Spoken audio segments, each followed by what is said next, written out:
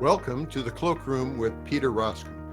Former Congressman Peter Roskam leads Baker-Hostetler's federal policy team.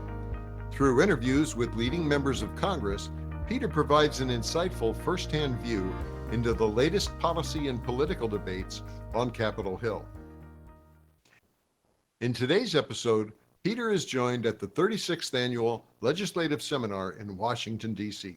by his Baker-Hostetler colleague, former Congressman Heath Shuler, and Senator John Barrasso, a Republican from Wyoming. Barrasso, a majority whip, is the number 2 elected Republican in the Senate. Peter, Heath, and Senator Barrasso discussed Republican priorities on tax relief, energy policy, and healthcare initiatives. Let's listen in to the Cloakroom with Peter Roskam. Senator, good to see you. Delighted. Thank you so much. So your daughter? I know. Better member of the family back then. Yes, I know. When you're known by your children, it's a defining moment. So that's for sure. Well, Senator, thank you for coming by. As our chairman, Paul Schmidt, mentioned, it couldn't be more timely in terms of all the things that are going on. Can you give us a state of play with this stipulation, assuming for the sake of argument that the House is able to move the reconciliation vehicle at some point? How does the Senate contemplate this work? How do you contemplate it from a procedural point of view? How do you contemplate it as the Republican whip who needs to put 50 senators together on something? And how do you contemplate it substantively? Because it will be a different bill. Thanks. Well, you both have been in the House. You know what it's like. And you talk about moving it forward. I don't expect any Democrat to vote for what they come out with the House. We met with the Speaker of the House yesterday. He came to the conference lunch for the Republican members of the Senate. You may have seen on television President Trump visited with the House yesterday morning to talk about different things. And as the Speaker described his job, and you can imagine this in terms of business and companies and all the things you do, he said he feels like he's walking a tightrope on dental floss across the Grand Canyon. And then I was sitting next door, I said, yes, in a thunderstorm. Because if you do something that this group agrees with over here, not so good over there. So there's lots of discussion in terms of what they can do and get passed in the House. And then we have some ideas in the Senate as well. The Finance Committee, which has a lot of the role over this, we've been meeting since last summer in the hopes that if we got the House, the Senate, and the White House, what would we want if we wanted to stimulate the economy? We wanted to deal with the fact that we have this huge debt. The interest on the debt last year was greater than the amount spent by the Department of Defense. I mean, that's a threat to us as a nation. So how do we deal with that? How do we do the sort of tax cuts to stimulate the economy to get the kind of growth that you need?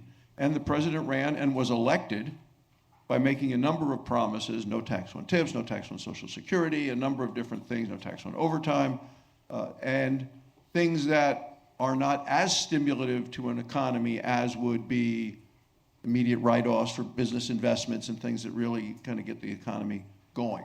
So we have some ideas that may or may not be in the House bill, because the House bill hasn't really gotten passed yet. I think they were going to vote at 1 a.m. You guys kept strange hours in the House. 1 a.m. vote. What's the deal there? 1 a.m. is tough, sir. I think they get more compliance if you have a meeting. If with 2, it'd be more people. Well, yeah, I'll be for anything. Let me go back to sleep.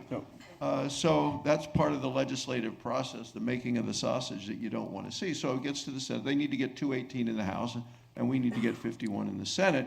And then that comes down to what we can pass. And then is there a conference committee, or do we pass it and send it, what we do, back to the House, and can they adopt that? And as the whip, the job is to try to get it. And I'm fortunate, and you had Steve Daines come and speak with you last evening. He chaired the Republican Senatorial Committee last year. He got us to 53. If you're the whip, you're better with 53. You'd rather have 55, but if it's clearly better than a 50-50 where it's very, very tight. So we're going to work with every member. And if the job of the whip, to me, is how do you do it? Well, you smile more than you frown. You listen more than you talk, and you do it with patience and persistence and personal relationships, and making sure you know what that member needs and what they can't have happen, and how it's best interest to get there, to get it passed. I can't really give you a timeline. The reason that, as everybody here knows who's following this, when we did tax reform in 2017, it didn't get done until I think the signing ceremony was in December. Since this piece of legislation includes raising the debt ceiling, that does put pretty much a firm deadline date based on when the Secretary of Treasury says is the X date, the final date when the debt ceiling has to be raised. So that would put a backstop. But I want to get this done sooner rather than later, because I think the sooner we can get this passed, the better it's going to be to keep money in people's pockets, give them the certainty that we're not going to get this threatened $4 trillion tax increase. That's the failure point. If we aren't able to get this done, then everybody's taxes go up. $4 trillion is going to hit every working family in America, and that's one of the big incentives behind this. And as a whip, you have a whip team, a number of senators that help, but J.D. Vance and then President Trump are strong members of the whip team as well, and they can be very persuasive and influential with specific members. I'd like for you to go a little bit more into being a whip. I think it'd be very interesting to talk about how that process actually works and how you perceive it, because there's that fine line that you've got to pass something out. What gets sent to you doesn't necessarily always mean that that's the exact bill, but pieces of that bill are going to have to go back to the House, right? Because you're not going to have the same legislation. How much of that impacts your ability to whip the bill, right? Knowing that, all right, we're going to put something in here that the House may not even think about passing. So as a former quarterback, you'd say you come out of the huddle, you've called the play. You're audible already? And then the next thing you're doing is an audible from the line. And that can happen. Sure. That can absolutely happen. And you say, oh my gosh, this is the situation now. So you're right, but the goal is to get something passed that you would hope that the House would be able to pass Right. as well. And we've been working with the committee chair in the House all the way through the process. Now, they have different ideas on different things, something like this SALT, state and local taxes. That really matters to some of the House members from New York and from California where it's impactful. And those are Republican members, and if the Speaker wants to remain Speaker and be a majority next time so that the President has House, Senate, and White House for 4 years as opposed to 2, they need to hold the House, we need to hold the Senate. And to hold the House, these guys are saying, hey, you got to do something on SALT, California and New York, and the cost of that, where you put that level, is significant as part of one of the pay-fors for the bill, that's other areas that money can't be used for tax cuts in other places if they're using it there. There's not a single senator who is impacted by SALT. Nobody in Wyoming wants it. Because the senators from the states where SALT matters Or Democrats. are all Democrats, even though there are House members who are Republican from California and New York. So that's an area where we understand their situation, but we don't have that same pressure or problem. Right. We have other issues with other members that we got to focus on. So that's the legislative process of trying to make sure we get something that can pass, that hopefully the House can say, yeah, there's wisdom in that, and we can pass that as well. Senator, as you're looking at the House bill and thinking back, Democrats moved the Inflation Reduction Act, the IRA, on a partisan basis. So no Republicans voted for it, and yet, as you know, there's a Republican constituency for some of the IRA clean energy provisions.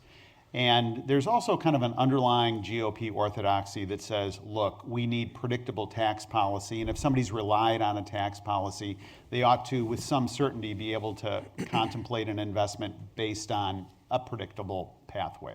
How are you looking at that in the Senate as you're putting together kind of a wide range of Senate perspectives? Some would say, hey, just repeal the whole thing, and some would say, whoa, hey, we've got some issues here. How is that in the mix at this point? Well, it's clearly in the mix, because clearly different members have different things that are important to them in their home state. So this gets into you got to listen to everybody and see what their concerns are. And you're right, the Democrats did their so-called misnamed Inflation Reduction Act, but it was truly, as both the Wall Street Journal and the New York Times say, it was a climate bill. That's what it was.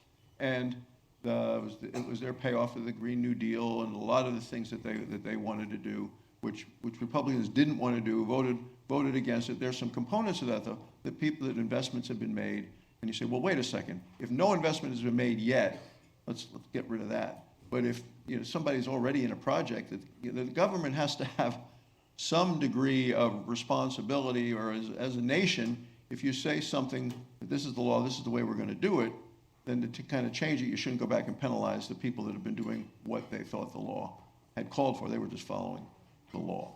So I think there's going to be some of those. We've had some of those discussions, and they're going to continue. Like we need all the energy at this point. You take a look at what's happening globally. In the AI fight with China, it's going to come down to energy to power the computers. The supercomputers need massive amounts of energy. They're not going to outthink us to win an AI battle. What they're going to do is have the energy to power the computers. And we have really, over the last 4 years, put our head in the noose in terms of energy by cutting off, not allowing the exploration for energy, so much of this green climate agenda, punishing American energy. My home state, Wyoming, we're the energy breadbasket. We have it all, and we need it all. The Economist did a piece, and they said in the last, since the Paris Climate Accord was written, Europe and the United States have shut down 150 gigawatts or whatever of coal-fired power. China and India, 250 new. So all of these efforts by the Biden administration, when Biden said, hey, I want to prioritize climate over energy that is affordable, available, and reliable, hurt the economy, drove up energy prices, made us more vulnerable to China, and it cost them the election. And the whipsaw on that is, as you pointed out, this AI, this dynamic. A friend pointed out to me, I didn't realize this until a couple of months ago, that if I do a Google search on my phone, it takes X amount of energy. Yeah. If you do an AI search, it's 10X. 10 times for the same I had search. no idea. I think that's a lead that gets buried, or else I'm just not paying attention. But I was like, are you kidding me? And it was just breathtaking, and that's where we're all going. And so there's got to be just a sense of kind of common sense about this whole thing. Let me shift gears if I could. One of the hot spots in the House right now is discussions about Medicaid. And the president was pretty colorful apparently in his discussion yesterday, giving some advice about don't mess with Medicaid. Yeah. So how, and there's, CBO has even over the past 24 hours made some adjustments in their estimates of numbers of people who will be on and off. As the whip, as a person who's having these discussions with your senators, how are your senators viewing Medicaid changes, cuts, however you want to characterize them? How is it? So, I was an orthopedic surgeon for 24 years before becoming a U.S. Senator, took care of all Medicaid patients. I think you need to think about who Medicaid was set up to help. Pregnant women, poor children, the disabled, the elderly. And then when the Obama health care law came into place, they put onto Medicaid healthy working age individuals of low income, but it was never intended for them. And now we see there are 21 million working age individuals who are on Medicaid. And this program, when you look into it, there's a lot of waste, fraud, and abuse. You say, how do you make sure? And the federal government pays 9 times as much to a state if they bring somebody new onto Medicaid, if they're an able-bodied working age person, because that's the Medicaid expansion.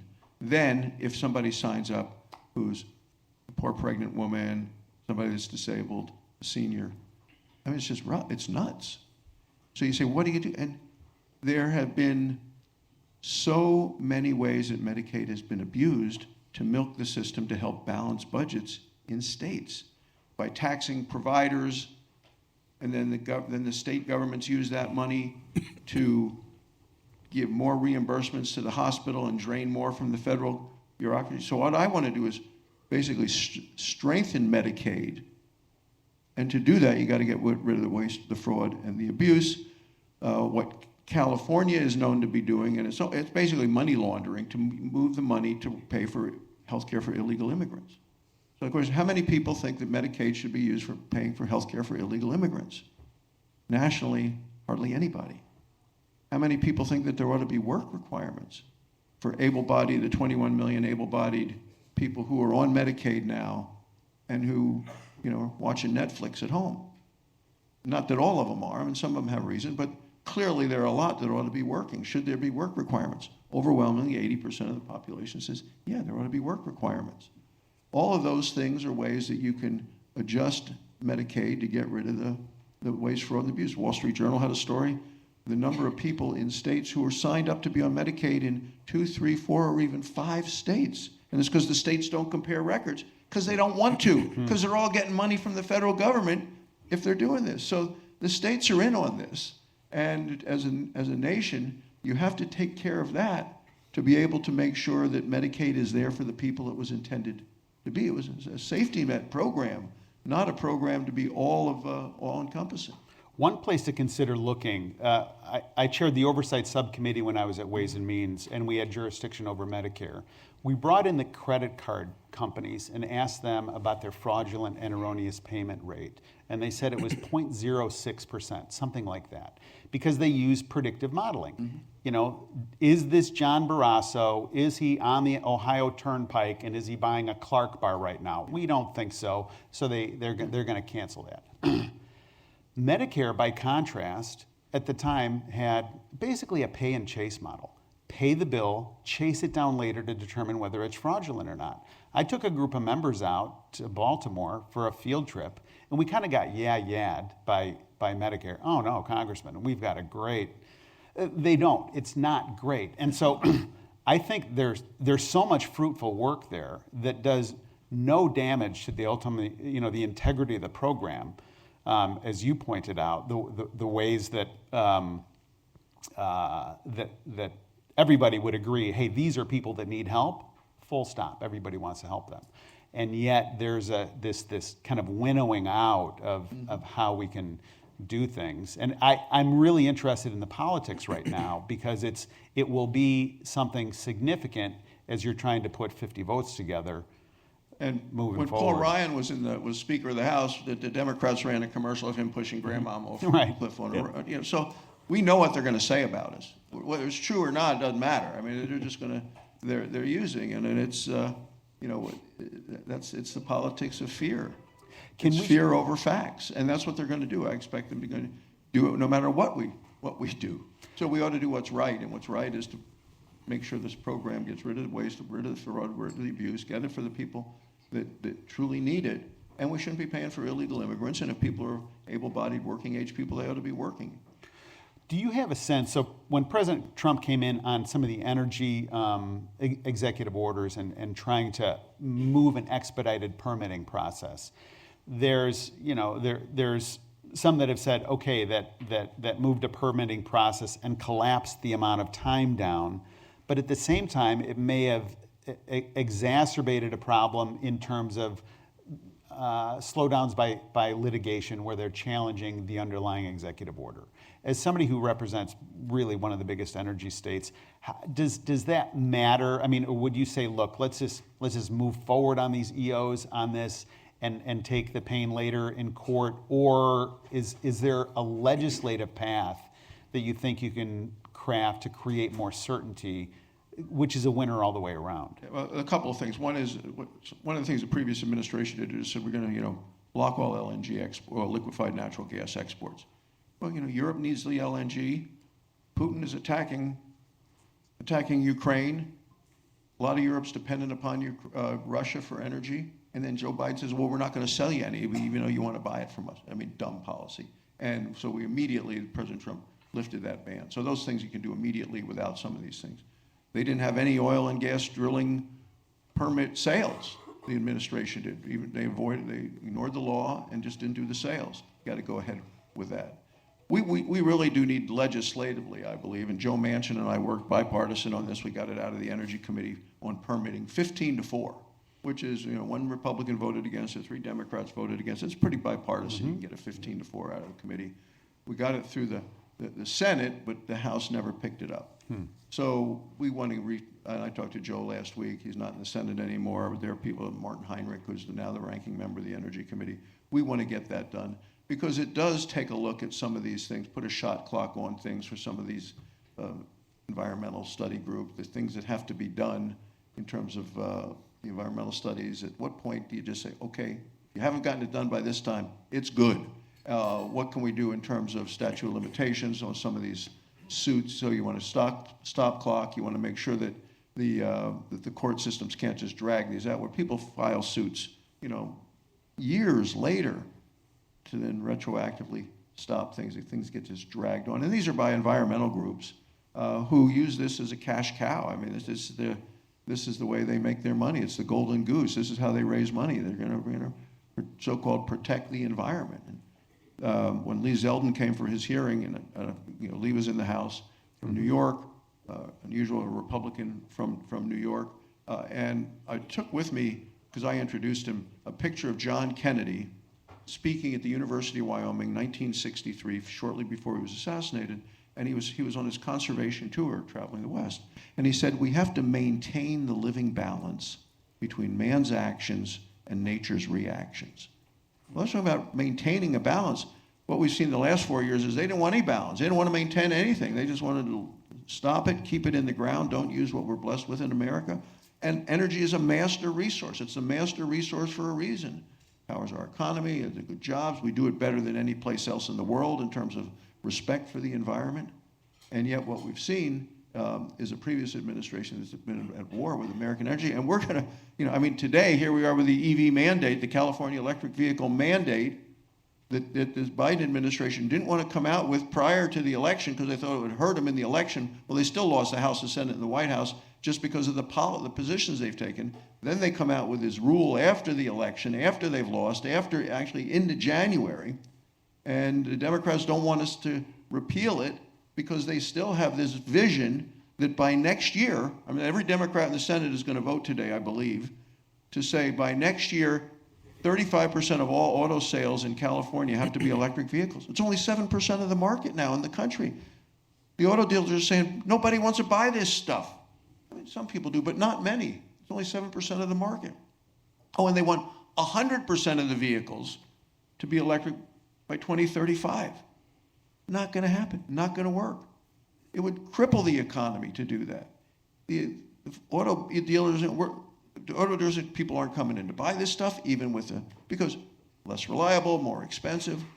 Someday maybe, but really we're not there yet. And yet the Biden administration came out with these things in January as rules, and the Republicans are going to vote to repeal those using the Congressional Review Act. Now in the House, they voted, and 35 Democrats, including some from California, voted to repeal. Now it's coming to us today. So that's the difference of the mindset of the Democrats, which are so far to the left on energy that they're willing to hurt the economy of the country because of this climate concern, where China and India are ignoring it, and they're going to win the AI war because they're going to have the energy and we're not. Sticking on that international theme, you were in conversation, or within the past few days, talking about enhanced sanctions vis-a-vis Russia. What's your view on that? And why is that animating you? What would you hope to accomplish, and what differences do you think it can possibly make? Well, the idea is to stop what's going on in Ukraine and the attacks by Russia. And you say, how can you get this done? How can you get the killing to stop? President Trump, I think, was talked to Putin the other day, and Zelensky, and trying to get peace talks started. Zelensky and Putin were supposed to be in Istanbul last Thursday, didn't make it. But Lindsey Graham and Richard Blumenthal, bipartisan, over 70 senators have signed on to bipartisan legislation saying even more punishing sanctions on Russia if the fighting continues, if they don't come to a peace agreement. And it's 500% tariffs, 500% on any country that is buying oil from Russia. Because the sale of Russian oil is the cash cow that is funding their military. So who are the two biggest customers? Well, China and India. But there are European countries that continue to buy from Russia. Partially is they can't get it from any place else because we weren't selling it to them. We need to get everybody lined up to make sure that these are punishing sanctions, that Russia can't move products, or then China can't sell things, India can't sell things. And we think that with this bipartisan approach, sends the message that we're going to hurt your economy, Russia. One last question, because I know you've got a lot to say grace over today. Election day last go around, you realize, okay, we're stepping into a whole new season. You remember there was a lot of talk about the Senate not being able to deliver, that like, well, recess appointments and this, that, and the other thing. Can you give us a view about what your thinking was as you looked over really a massive task, a very high expectation on the part of a new President Trump 2.0? And how is it that you approach that in terms of confirmations and otherwise moving an agenda? Because, and I'm not trying to criticize my colleagues in the House, but it is a very different dynamic. And if you're at one another's throats, you're apparently doing it behind closed doors and not tweeting about it constantly. What is that like? That massive pressure, and how do you deal with it? Well, the president had said, if he didn't get the cabinet in place, he wanted to do recess appointments. We said, we're going to get everybody confirmed, and we're going to do it in record time. And we were able to accomplish that by not taking a recess for 11 weeks. We didn't take the President's Day recess. We didn't take the Martin Luther King recess. We just kept working through hearings, committees, and votes against massive amounts of obstruction by the Democrats, who tried to throw every monkey wrench at us that we could. As whip, fortunately, we had 53, because on some of these nominees, we've lost 2 or 3, and the vice president had to be there to break a tie occasionally. When I talk about record level of obstruction, the number of nominees that have to get through the process, it's not just the cabinet, it's the assistant secretary, this, that, or the next thing. And in the past, so many of these, you just let them go by unanimous consent or a voice vote, and they just go. Chuck Schumer gave a speech the other day in the Senate. Today there was a story in the Wall Street Journal. Schumer's ratings, poll number, he's even lower than Biden right now. I mean, he's a 3-to-1 against him nationally across the board. So not sure what's going to happen with him. But he said, I'm going to put a hold on this guy and put a hold on that guy. Hey, Chuck, don't you know that the Democrats in your body, they put a hold on everybody so far? We've confirmed 67 people to cabinet, sub-cabinet positions, and the ambassadors, and only one didn't have a hold on. Still had a voice vote, but didn't have a hold, and that was Marco Rubio for Secretary of State. But everybody else, they are filibustering, which means you have to have a vote, motion to proceed, 30-minute vote, and then 2 hours for debate, and then another 30-minute vote. So it takes 3 hours to put somebody through the process. So they put recently through the process the Assistant Secretary of State for Protocol, the person that tells you where their knives and forks go. 3 hours of Senate floor time on that. The Assistant something Secretary who does like the computers someplace in some other department. But there are over 1,200 people that have to be confirmed. When Kennedy was president, there were 150. Well, since then, we have a Department of an EPA, we have a Department of Energy, Department of Education. I mean, all these different, and they have not just the secretary, but the deputy secretary and the assistant secretary for all these different components. And you have countries that we're sending ambassadors. So the Democrats are chewing up time that way. And 5 of them, of these 67, and these are ones that we're going to try to move them through the process, have never in the history of the country had anything other than a voice vote. Whether it was for President Trump the first time, whether it was President Biden, whether it was for President Obama, Bush before that. So they're going after everybody. Everybody has been held as part of the resistance against President Trump. And that's the mindset of the Democrats, who are right now being run by not by the Heath Schulers of the world, but Bernie and Ocasio-Cortez. They're touring the country in their private jet and packing stadiums with people that are turning out. That's where the activity, that's where the energy of the Democrat Party now is, with the open border, anti-police. You saw the demonstrations. Right. That's where the energy is. Yeah, right the Democrat now Party in the has changed. Yeah, dramatically. Yeah. So that's one last where we question. are, and that's why we're continuing to work, through the weekends and continue to enforce the agenda. After reconciliation, last question. What's the agenda? Well, part of it's going to be getting more and more of these people confirmed. I mean, that's part of it. It's going to be an energy agenda. I really like to do some bipartisan things on permitting that we talked about, and there's a real appetite for that and a need. And I think that you got to be able to make sure that we can get that done in ways that answer and address the issues that you raised about the lawsuits that continue to stymie things, a shot clock so that permitting doesn't drag on and on and on. And that's the way you can get America Energy going, because we need the transmission lines, we need more energy, and we need the ability to transmit that energy. Well, Senator, you've been generous with your time and really insightful in providing us with a view into what's going on. And I know on behalf of the whole group, I'm here with Heath to say thank you very much. Thanks for having me. Appreciate it. Thank you very much. Really appreciate it. Thank you, John. Thank you. Thank you. Thank you, Peter, Heath, and Senator Barrasso. If you have any questions for Peter, his full contact information is in the show notes. As always, thanks for listening to Baker Hosts and The Cloakroom with Peter Roskam. Comments heard on Baker Hosts are for informational purposes and should not be construed as legal advice regarding any specific facts or circumstances. Listeners should not act upon the information provided on Baker Hosts without first consulting with a lawyer directly. The opinions expressed on Baker Hosts are those of participants appearing on the program and do not necessarily reflect those of the firm. For more information about our practices and experience, please visit bakerlaw.com.